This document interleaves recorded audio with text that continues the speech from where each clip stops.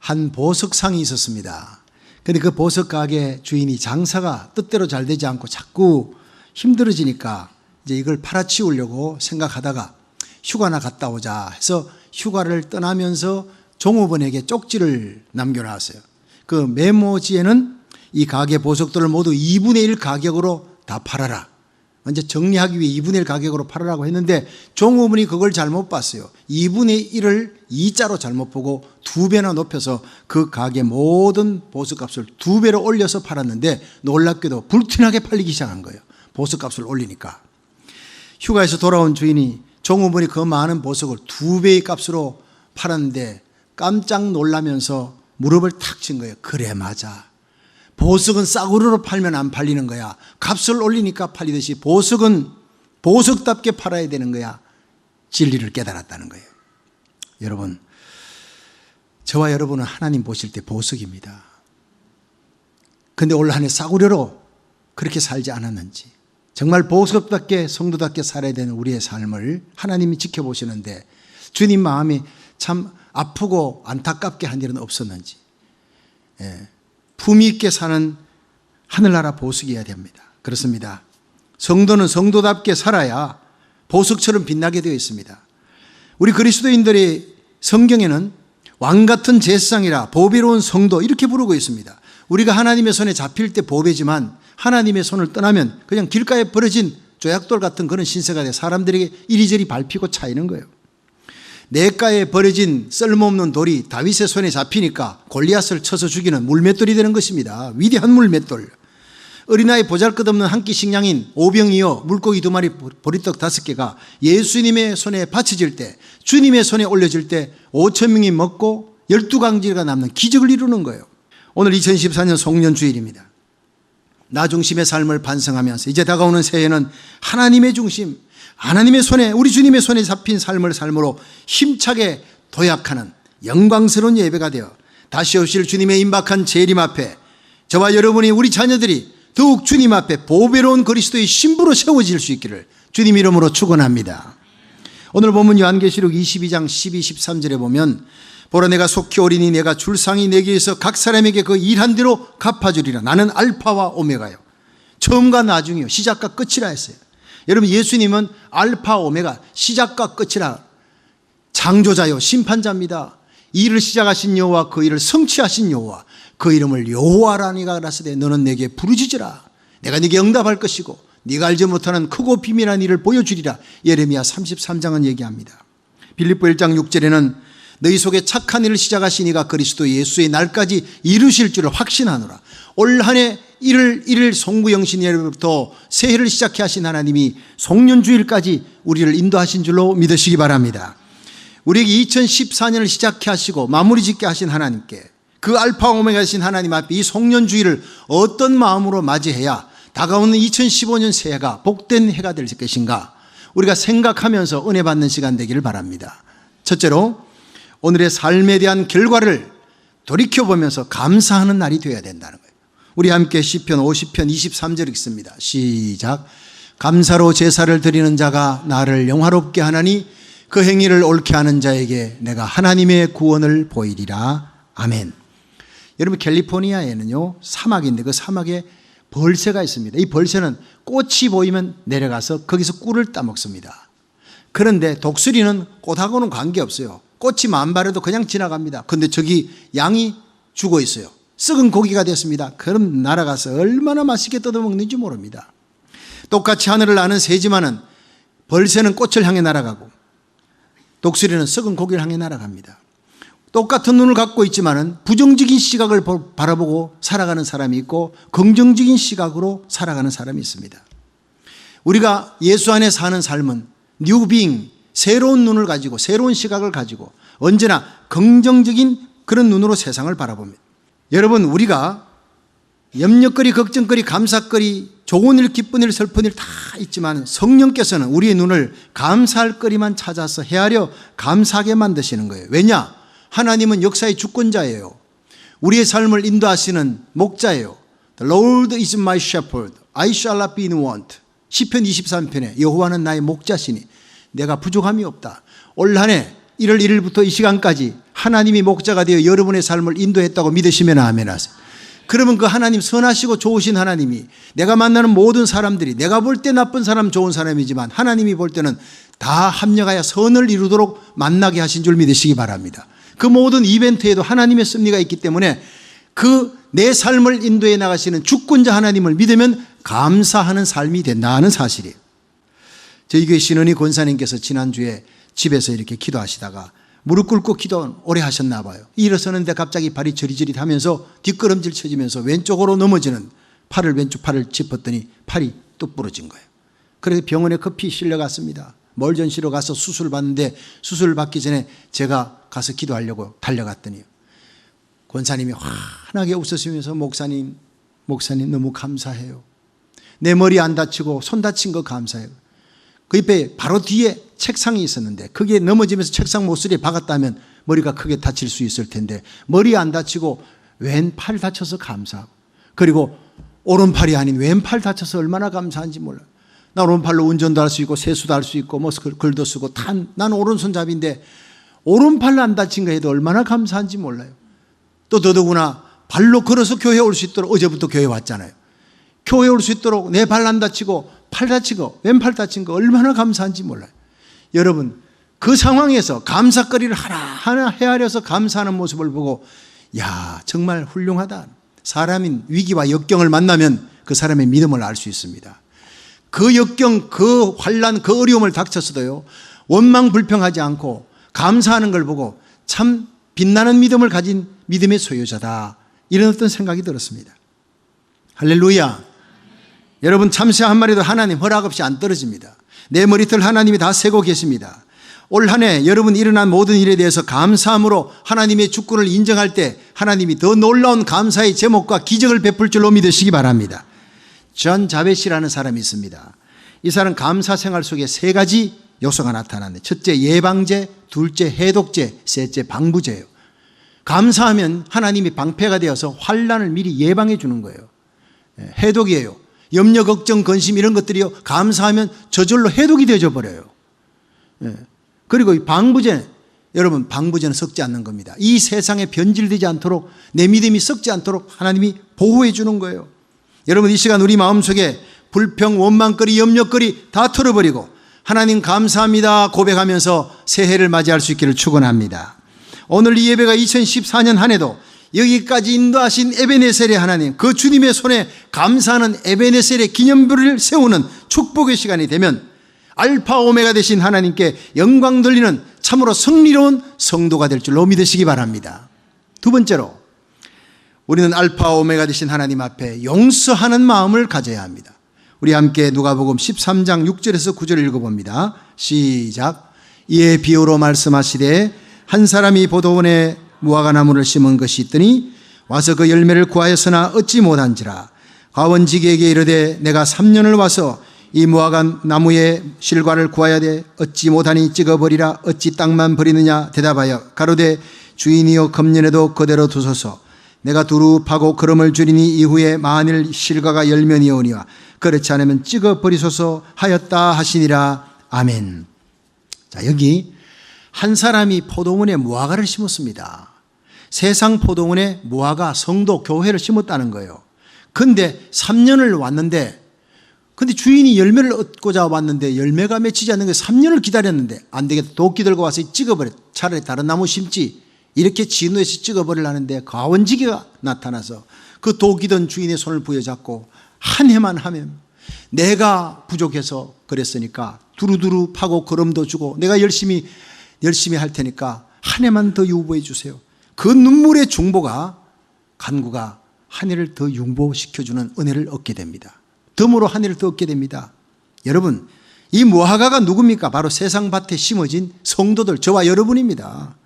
열매 얻으려고 찾으시는 하나님께서 올해도 열매를 구하는데 초라하게 열매 없이 서 있는 우리들 앞에 진노의 도끼를 들고 서 있습니다. 야, 너 이 땅에 둘 하등 가치가 없다. 존재 이유가 없다. 너 가자. 이 땅에서는 넌 더 있을 필요가 없어.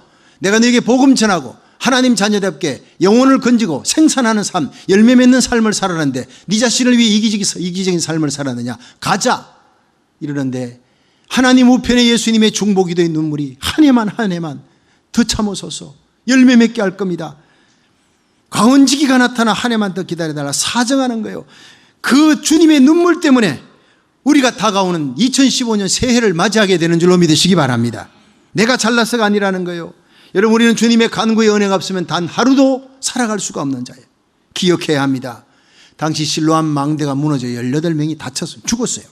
예수님께서 누가복음 13장 4절에 또 실로암에서 망대가 무너져 치어 죽은 18사람이 예루살렘에 간 모든 사람보다 죄가 더 있는 줄 아느냐? 아니라 너희도 만일 회개치 아니하면 이와 같이 망하리라 했어요. 여러분, 올 2014년 한 해 돌이켜보세요. 에볼라 바이러스로 얼마나 많은 사람이 죽었습니까? 전염병으로, 또 교통사고로 얼마나 많이 죽었습니까? 지진으로 얼마나, 자연재해로, 홍수로 얼마나 많은 사고가 신문에 납니까? 그 사람들이 우리들보다 죄가 더 많아서 죽은 것이 아니라는 거예요. 하나님이 치는 막대기라는 거예요. 하나님께서 그들 막대기를 써서 우리에게 정신 차리고 살아라 경고하시는 거예요. 너희들도 회개치 아니하면 이렇게 죽을 수 있다는 것을 보여주는 거예요. 여러분, 역사의 주권자 되신 하나님 앞에, 다시 오실 예수님의 재림 앞에 날마다 우리는 경고를 받고 살아갑니다. 회개하라, 자신을 돌아보라, 반성하라. 무엇보다 가원지기 예수 그리스도의 눈물의 기도, 그 기도를 기억해야 합니다. 로마서 8장 34절에 누가 정죄하리요? 죽으실 뿐 아니라 다시 살아나신 이는 그리스도 예수시니 그는 하나님 우편에 계신 자요 지금도 우리를 위해 간구하시는 자신이라. 우리가 주님 앞에 1만 달란트의 빚을 용서받았잖아요. 그런데 100데나리온 빚진 자를 용서 못하고 그 멱살을 잡고 흔드는 우리의 지난 한 해가 아니었느냐. 용서는 forgive, 잊어버리는 거예요. 위대한 사람은 잊어버려야 될 것을 속히 잊어버릴 줄 아는 사람이에요. 마귀는 우리의 과거의 실수와 허물, 쓰라린 기억을 자꾸 생각나게 합니다. 지난 한 해 동안 내 마음을 상하게 한 사건 자꾸 기억나게 하면 밤잠 못 잡니다. 틀림없이 그 사람이 나에게 좋은 일도 많이 했을 텐데 한 가지 섭섭하게 했는 그걸 기억하고는 계속 생각하고 그것만 딱 집중하게 만드는 거예요, 마귀가. 그리고는 다음에 내가 그 사람 만나면 복수하리라, 안갚음하리라. 이건 때문에 새벽 1시 2시고 잠을 못 자게 만드는 게 그게 마귀 역사예요. 성령님은 그 사람이 내게 아프게 한 모든 기억들은 다 잊어버리고 내한테 뭔가 잘했던 그 은혜를 베푼 기억, 그것만 감사하게 만듭니다. 단잠을 자게 만드는 거예요. 하나님이 사랑하는 자에게 잠을 주시는도다, 그런 거예요. 여러분, 우리가 사람마다 10가지 장단점이 있는데 9가지 단점을 있어도 덮어버리고 한 가지 장점만 덜쳐내어서 칭찬하는 게 성령의 역사입니다. 성령의 사람이에요.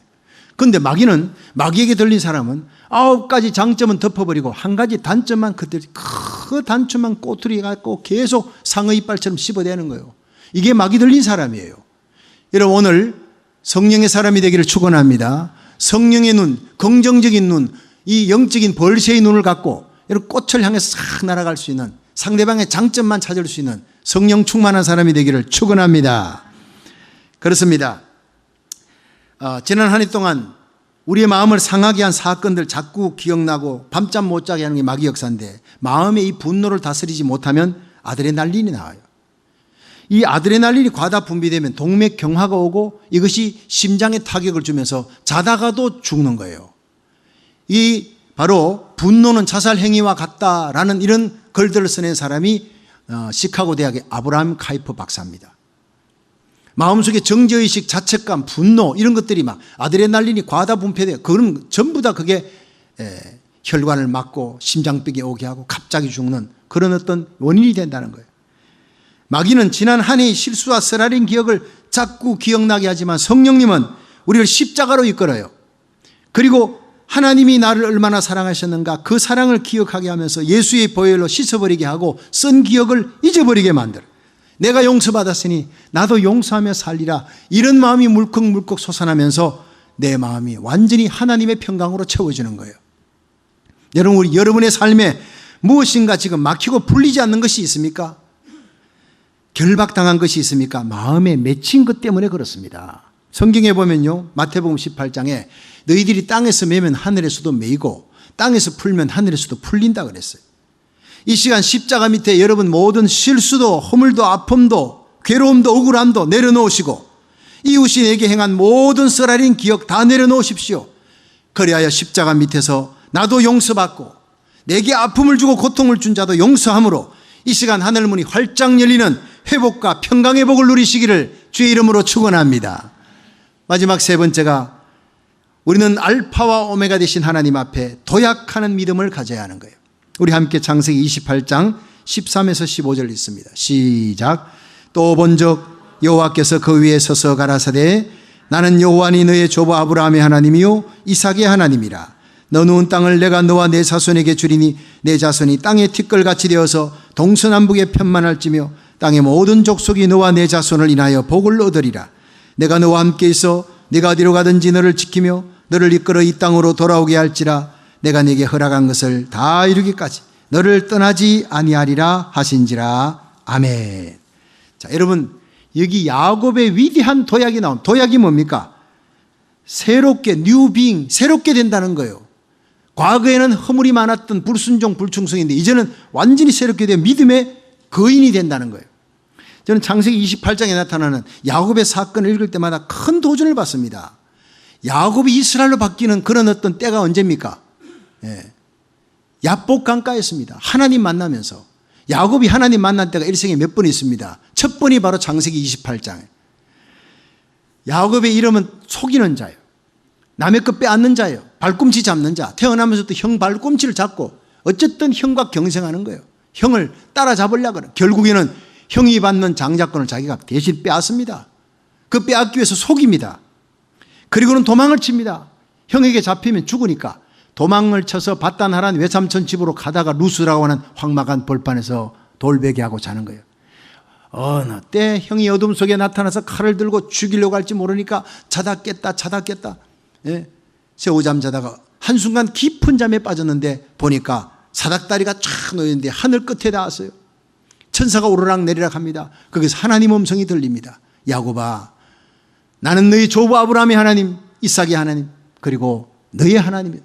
네 누운 땅을 너와 내 자손에게 주리니 내 자손이 땅에 편만하게 될 것이다. 티끌같이 많아지게 될 것이다. 야곱아, 두려워 말라. 내가 너와 함께한다. 어디를 가든지 너를 지켜준다. 너를 반드시 이 땅으로 돌아오게 한다. 내가 너에게 사명 준 것 이루기까지 결단코 떠나지 아니하리라. 할렐루야. 야곱이 잠에서 깼습니다. 너무너무 기쁜 거예요. 그 두려움과 한숨의 밤이, 절망의 밤이 하나님이 나와 함께한데 이제는 형이 두렵지 않아요. 대적이 두렵지 않아요. 일어나서 길길이 뛰며 찬송하며 돌베개 했던 거 세워놓고 기름을 다 갖다 부었어요. 지금 갖고 있는 것은 기름밖에 없어요. 다 갖다 붓고 하나님 편안하게 나에게 돌아오게 하면 이 기름 부은 돌이 성전 기둥이 되고 11조를 바치겠습니다. 약속합니다. 여러분, 하나님 만나고 나니 있는 것 다 드려도 더 드리고 싶어. 감격입니다. 희열입니다. 기쁨입니다. 여러분, 오늘 이 시간 여러분이 하나님을 만나는 이 시간이 루스 땅, 베델 땅으로 변한 축복의 동산이 되기를 주의 이름으로 축원합니다. 바치려고 하지 마세요. 하나님 앞에 일하려고 하지 마세요. 뭔가 일하려고 하는데 받은 은혜가 없고 하나님께로부터 하나님 만난 하나님이 내게 주시는 그 은혜를 받지 않고 일하면 잘 되면 교만해지고 사람들 박수 왜 안 쳐주나, 왜 목사님이 왜 성도들이 인정 안 해주나 삐지는 거예요. 그리고 못 되면 낙심해. 왜 일이 이렇게 꼬이냐. 둘 중에 하나입니다. 그런데 우리가 하나님 앞에 은혜 받고 일하면 잘 돼도 교만하지 않습니다. 주님의 은혜로 일했습니다. 할렐루야. 못 돼도 하나님 때가 있을 줄 믿고 낙심하지 않습니다. 그렇게 용기를 얻고 걸어갑니다. 모든 것이 주님의 은혜로 살아가니까. 그러니까 여러분이 모든 일에 하나님을 바라보는 성도가 되기를 주의 이름으로 축원합니다. 하나님께로부터 이 시간 은혜 받아요. 오늘 성찬에 그 십자가 첫사랑의 은혜가 회복될 수 있기 바랍니다. 기도의 눈물이 언제부터 막혔습니까? 주님과 나 사이에 세상도 없고 나도 없고 사랑의 주님만 보이던 그 뜨거운 눈물의 기도, 하나님과의 그 가까운 친밀한 교제가 언제부터 끊어지고 기도가 그렇게 삭막해버렸느냐는. 5분 10분 기도하면 기도거리 다 떨어졌어요. 은혜 받으면 1시간 기도했는데 5분 지나간 것 같이 그렇게 빨리 지나가는 깊은 사랑의 대화를 나누던 그 기도의 때가 언제였느냐, 그 감격의 예배가 언제였느냐는 거예요. 그 예배가 회복되는 역사가 되기를 주의 이름으로 축원합니다. 은혜 받으면 드리고 싶고 더 드리고 싶고 드려도 아깝지 않은 거예요. 성도들이 그럽니다. 목사님, 은혜 받고 난다면요, 헌금 액수가 11조 감사헌금 액수가 올라갈수록 기뻐. 올라갈수록. 그런데 은혜 떨어지고 나면 하나님 앞에 11조, 아이고 이 많은 돈을 뭔가 좀 빼고 싶대요. 거기서 이것 좀 때가 자식한테 할 일이 많은데, 여러분, 그래서 하는 말이 있습니다. 자식한테 하는 만큼 하나님한테 해봐라. 자식한테 바치는 만큼 하나님한테 바쳐봐라. 이런 얘기가 있습니다. 하나님이 우리 자식만큼도 못합니까? 부끄러운 것 아닙니까? 내 사랑하는 사람에게 아낌없이 줍니다. 하나님 앞에 드리는 건 발발 뜹니다. 그건 잘못 믿는 거예요. 은혜 받으면 바치고 물질 바치고 시간 바치고 생명까지, 마지막에 내 목숨까지 다 바치는 것이 우리 그리스도인의 삶인 줄 믿으시기 바랍니다. 그렇습니다. 이루스 땅 환막한 벌판에서 야곱이 하나님 만났어요. 만나고 나니 두려움이 없어요. 가지고 있는 기름병 다 쏟아붓고 하나님 앞에 성전 건축하겠습니다. 11조 드리겠습니다. 그걸 헌신한 오프닝을 하는 거예요. 받은 은혜가 있어야 오프닝해도 감격이 있는 겁니다. 하늘의 위대한 꿈과 환상을 보는 귀한 예배가 될 수 있기를 주의 이름으로 축원합니다. 여러분, 우리는 야곱과 같은 인생입니다. 우리 인생이 바로 루스 땅 같은 황막한 외로운 벌판 같은 나그네 인생길에 거기서 하늘의 환상을 볼 수 있는 그런 축복의 예배 시간이 되기를 바랍니다. 출애굽기 3장에 모세가 목동으로 나이가 80이 되었어요. 그런데 하나님의 호렙산에 불이 났는데 불구경하러 갔다가 가시떨기 불꽃 가운데 모세를 부르는 하나님의 음성 듣습니다. 거기서 모세는 변화됩니다. 일생을 도약해 위대한 이스라엘의 영도자가 됩니다. 열왕기상 19장에 엘리야가 이세벨이 병사 들고 칼을 들고 와서 죽인다니까 도망을 쳤어요. 부엘시바 로뎀나무 밑에 하나님 죽여주세요, 이렇게 낙심했어요. 그때 하나님이 천사를 보내어 떡과 물을 주고 일어나 걸어가라 40주야를 걸어놨어요.